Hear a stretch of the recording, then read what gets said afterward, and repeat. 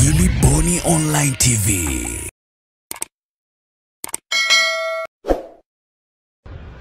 Jeshi la Polisi Kanda Maalum ya Dar es Salaam. Leo tarehe 28 mwezi wa 3 mwaka 2025 majira ya saa 7 na dakika 45 katika barabara ambayo ipo karibu na daraja la Tanzanite, wilaya ya Ilala, Dar es Salaam, imetokea ajali iliyohusisha magari matatu na kusababisha majeruhi wawili na uharibifu wa magari.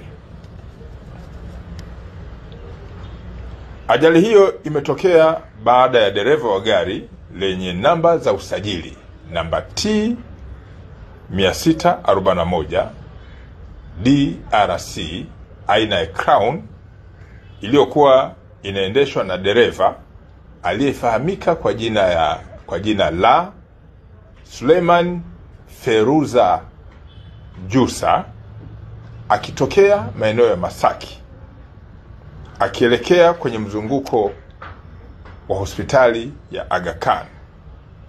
Aligonga kingo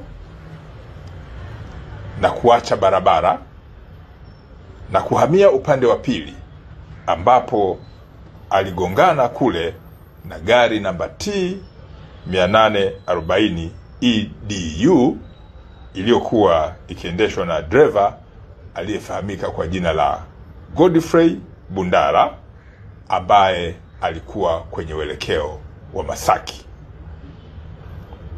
Gari namba T 886 EDA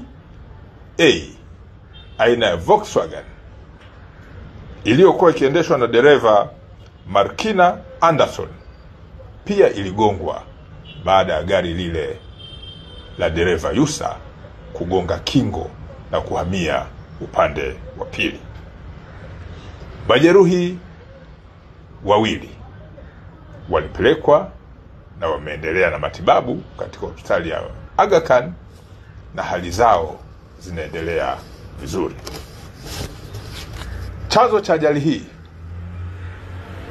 ni mwendo kasi wa gari ambayo ilikuwa ikiendeshwa na dereva Yusa, ambayo ni gari namba T 641 DRC Toyota Crown. Jeshi la Polisi Kanda Maalum ya Dar es Salaam linaendelea kutoa wito kwa madereva wa vyombo vya moto kuwa makini, hasa kipindi hiki cha mvua, na kufuata sheria za usalama barabarani.